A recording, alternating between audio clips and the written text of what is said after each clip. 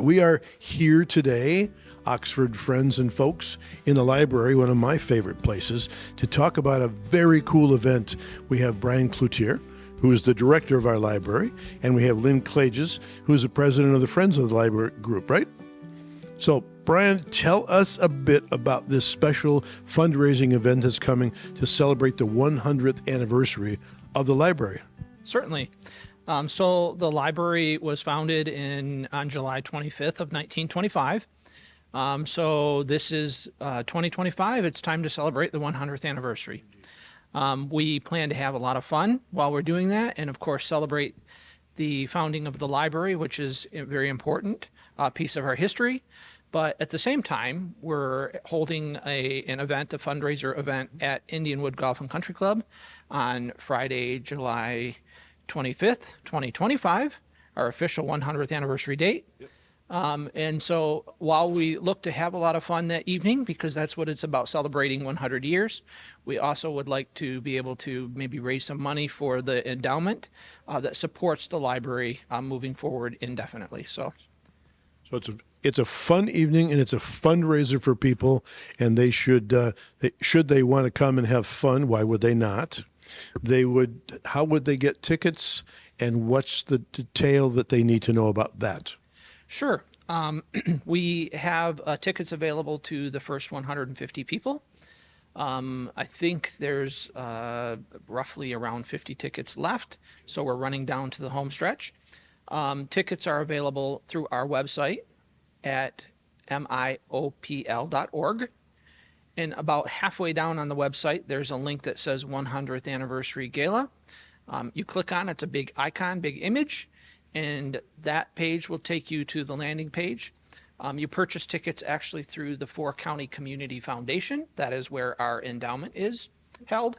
And then depending on the date, you'll either have the option to pick up your tickets at the event, or if there's enough time, we'll be mailing them out to everybody ahead. So, online, buy the tickets, come to the event. What does it cost per person for the privilege of coming to this fundraiser? Absolutely. Because we had a number of very generous sponsors that were able to underwrite the cost of this event, we were able to bring the ticket price down to $100 for our 100th anniversary. So tickets are $100 a piece. I noticed the theme with the 100 there. I like the way you did that. Yeah. Okay.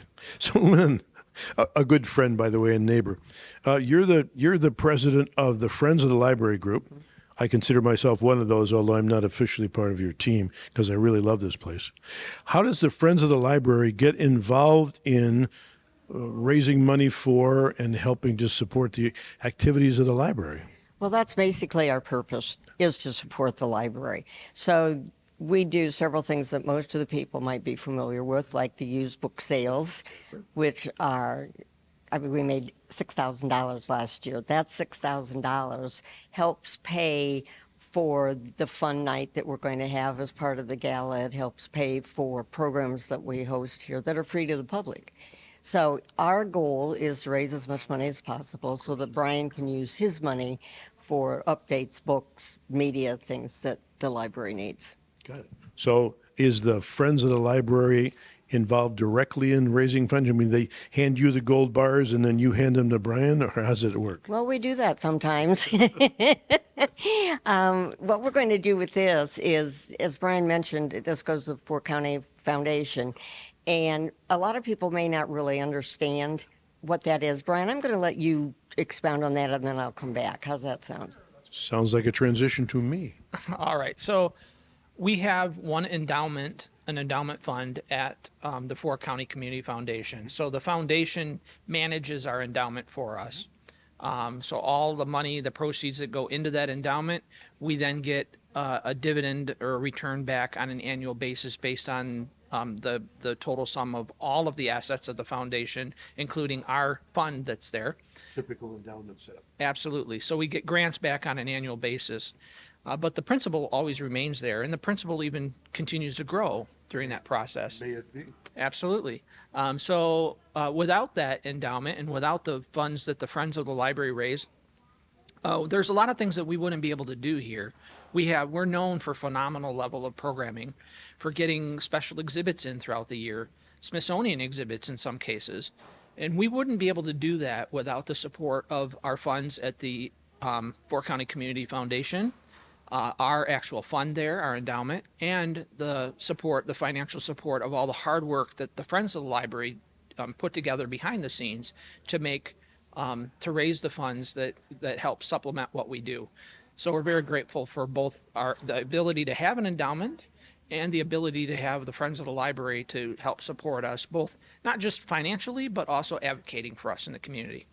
Well, and what's been fun about this is that an event like this takes an immense amount of work and planning. So I'm making centerpieces this weekend. I mean, those are the kind of things, though, that we're doing, some of the background stuff. And the dinner's going to be fabulous. It's a plated dinner. It's an open bar. And where, pray tell, is this dinner? Indianwood Country Club. And there's going to be a live auction, and there are some fabulous things. There's going to be trips. There's going to be tiger memorabilia. There's going to be really an exceptional, what do I want to say, a pile maybe of things. And then there's also going to be a silent auction, which is more reminiscent of what we do in our basket auctions. But those will include things like lottery tickets, spa packages, things like that. So not only is it going to be a great meal and there's going to be some background music, but there's going to be fun things for people to bid on and realize that this is a fundraiser. Yeah. So when we put those $60 worth of lottery tickets together, somebody could win any amount of money on that. Exactly. So this is a fundraiser. Come with the idea in mind that you're going to part with some of your hard-earned money for a really, really good cause. Is that about right? That's exactly right. So how did she do? I think she did fine, but I would never argue with you. So. He's a wise man. No, I think that summarizes it very, very well. It is, like I said in the beginning, it's meant to be a celebration of 100 years, but we're going to hopefully raise some money along the way too, so that we can continue to do the great things that we do on a day-to-day basis here. Well, you remind us that when we walk into this building and see all these nifty little exhibits, when we have to walk by them to get to some of our favorite places, this isn't all free. Somebody has to organize it. Somebody has to buy it and pay for it and rent it and such. So it costs money to have this lovely stuff that we just walk by and smile at it. And we appreciate that money has to come from someplace, right? Well, I think the exciting part is that the exhibit that you're seeing here, Bryan found in a drawer this year. I mean, he literally found it, and it's all the old maps, plats, and things like that from the library from the very beginning. So it's our history, and it's come to life finally, and it's going to be not only at the Gala, but it will be on display in the library at some place, on the walls, whatever, forever, so that people really get a sense that not every library gets to be 100 years old. So, how did we end up at Indianwood? I think I know the answer, but this is a leading question. Well, we looked at many different venues in the area, but when we were there, we felt this connection.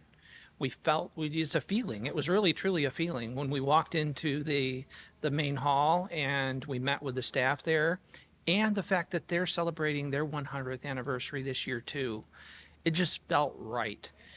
We could have picked a number of venues and all would have been phenomenal, but there was a feeling, and I get chills just thinking about it. There was a feeling that we had when we met with them that just said, this is where it has to be. So in final, these two people are talking about a wonderful event that is on what day again? July 25th. July 25th, the 25th of July. And they can buy tickets online. Is that about right? That is correct. And the tickets only cost $100 a piece. Is that about right? Yeah, there's a service charge because it's an online purchase, but yes, they're $100 a piece. And they should come 6 to 9, right? 6 to 9, okay. And they should come prepared to give some generous ideas and bid on things and part with even more of their money because this is a really good cause. Is that about right? Well, it is, and we take cash, credit cards, and checks. This is a full-service operation here, folks. This is no schlock operation. All right. So thank you, Lynn, so much for all the work you do. Thank you. Yep. And thank you, Bryan, for all the work you do, my friend. Thank you. It's always a pleasure meeting with you. Indeed it is. So for Bryan and Lynn, this is Chuck saying, get down to the library and walk around and look get down to the event, buy some tickets, donate some money, and tell your friends about this. This is the greatest cause. We're Oxford, and this is Oxford's Heart. Till next time, Chuck Cameron. Have a good day.